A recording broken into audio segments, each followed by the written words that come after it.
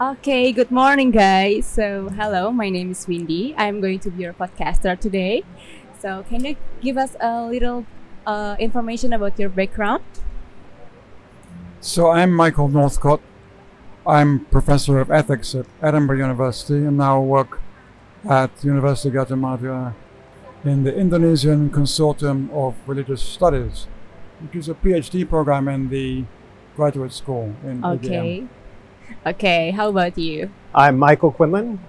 You can call me Mike because we have two Michaels. So I am from Texas in America. I'm affiliate clinical professor at Baylor University, and I'm a visiting professor here at Gajah Mada at ICRS. I'm also actually a graduate of UGM. So I did my yeah? STIGA here in 2014.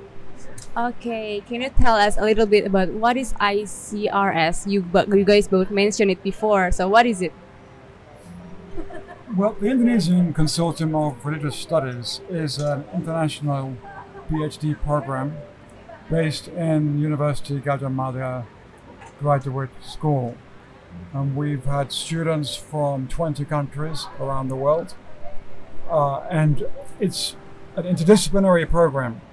So we have students from international relations, from politics, from theology, different disciplines, and they all come to study the interface between religions on different topics.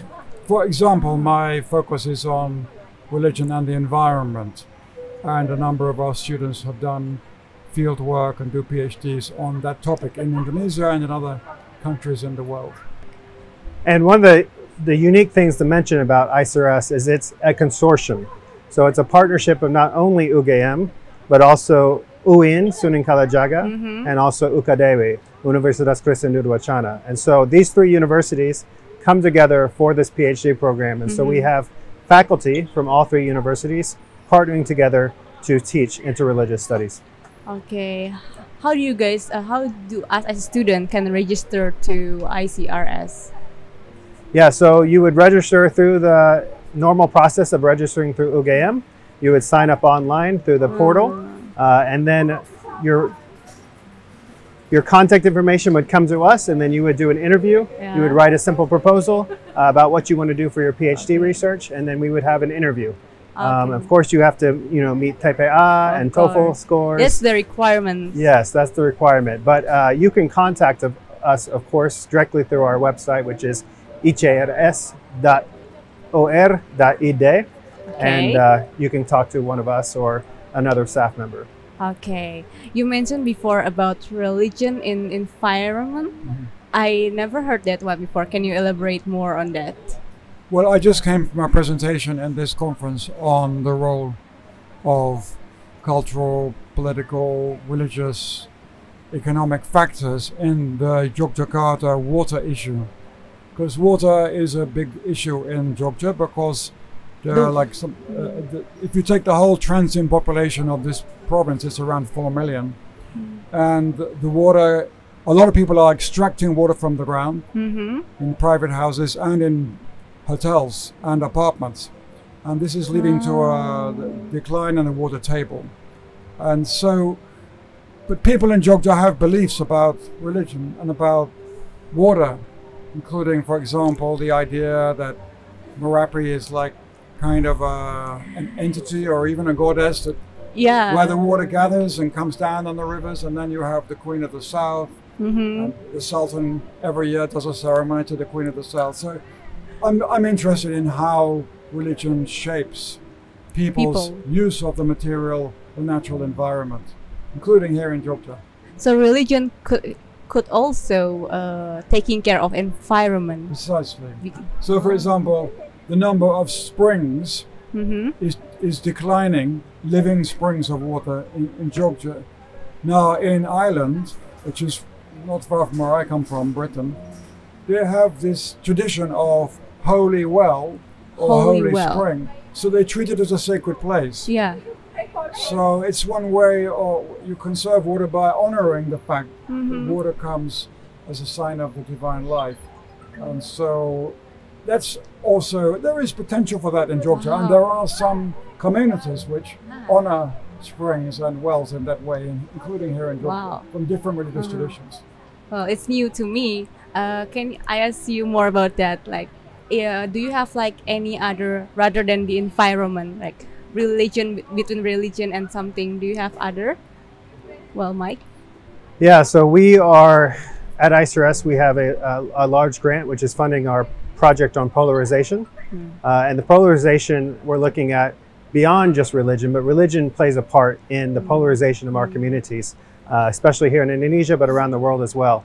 And so we're looking at not only studying polarization and how our communities are split, tabelah, but also the way that religion plays a role in that split, but also the way religion can play a role in bringing people together. And so ICRS at its core has a mission to bring people together across religious borders and boundaries, to engage Muslims and Christians and others in the work of peacemaking. And so the work of depolarization or de-radicalization, I think, is the work of not just one religious community, it's the work of all of our religious communities. That's really good.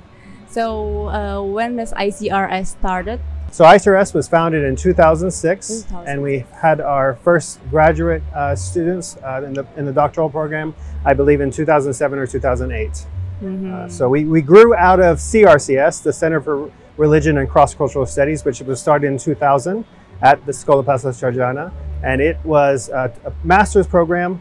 And after we started producing master's graduates, we realized there was a need for a PhD level program. And so we brought the 3 rectors of the universities together to create this program. I see. Okay, so at the first place, like, what motivated both of you guys to build this ICRS? Do you guys have certain event that I finally want to build this or something?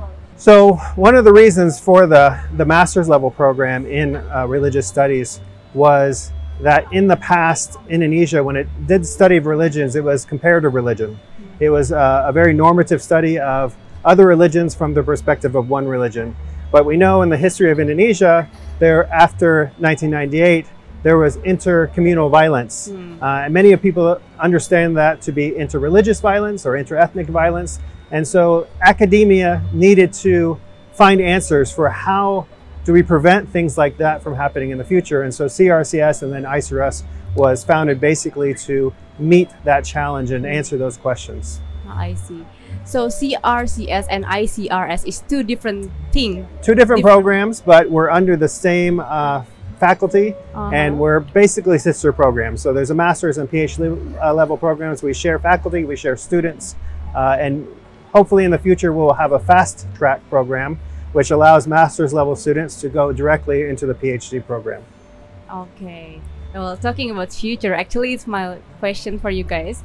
So do you have any hope in the future for CRCS and ICRS?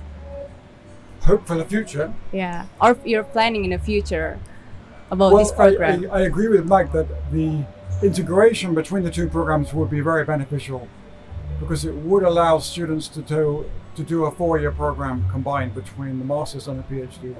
And the University of Edinburgh, we have very similar programs. And of course that's beneficial for the student because it reduces the number of years that they have to pay fees. But it would also, I think, be good for both centers because it would bring the 2 degree into a kind of overlapping relationship. And I think that would be a good development. That would be my main hope. We've also just had a big office refurbishment, and we're about to move back in, and I think that will create a nice new sense of community and a scholarly environment. And I'm looking forward to seeing the new building. Just in a few weeks' time, we're going to be back in there. We're very grateful to the graduate school for helping us redevelop the facilities. Well, we hope for better for you guys. Okay, Mike, can you tell us more about your research? Yes, so my research really focuses on migration and the dynamics of religious communities. Migration is one of the biggest challenges we're facing in the world today. We have more migrants than ever before, many economic migrants. And in Europe, Jose Casanova will say, when you say migrant, people think Muslim. And when you say Muslim, people think migrant, because there's been so much migration from the Middle East, from South Asia, from North Africa to these formerly predominantly Christian countries that this is a big challenge for these communities of how to adapt culturally and religiously, how to be inclusive and tolerant of the newcomers. And so even in the United States, I come from a place that is now one of the most diverse places in the United States. And it is just a small suburb. We're actually the first school district that is Asian majority in the United States. And so people like religious leaders like myself have questions of how do we receive migrants well. And so I've focused my research on Muslim migrants in Christian majority areas, and specifically in Eastern Indonesia. And so looking at Javanese and Bimanese and Bugis moving to Sumba, moving to Timor, and what their experience is like, and how it is moving from a place that maybe is a 99% Muslim population to a place where it's a 95% Christian population, and looking at how their adaptation affects their religious belief, but also how communities, local communities, can work together with these migrants to create a more tolerant and peaceful place. And so I bring that knowledge that I gained in Indonesia back with me to the US to help communities in the US. Oh, I see. So not only you guys bring something from outside to Indonesia, but Indonesia to outside country. Very much so. Okay, that's really interesting. Okay, this is for the last part. Do you guys have anything more to say to people? Well, I just want to say, as a guest in this country, but also in this university, I have felt warmly welcomed as a migrant, given that's my focus. I really appreciate it. It's a beautiful country full of beautiful people. And not only, I think, do you have something to show the world stage in terms of economy and culture, but I think academically, UGM is set up so that it can be a power and a force for change and development in this place and also in Southeast Asia and the wider world as a whole. Okay, what about you, Michael?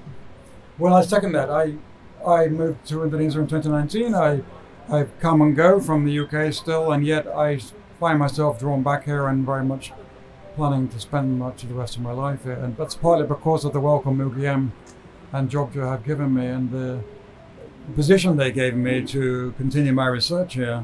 I've lived in Southeast Asia on and off since 1984, originally in Malaysia, but I have to say, to compare Malaysia and Indonesia, I feel Indonesia is kind of the more go-ahead country now. And I would say also Indonesia is a more open country in terms of freedom of expression, which is a very important value for the continuance of democracy. And frankly, I think it's freer here now, including in academia, than in the United Kingdom, which I originally came from. So I believe in the value of free speech and free thinking. It's essential to academic endeavor.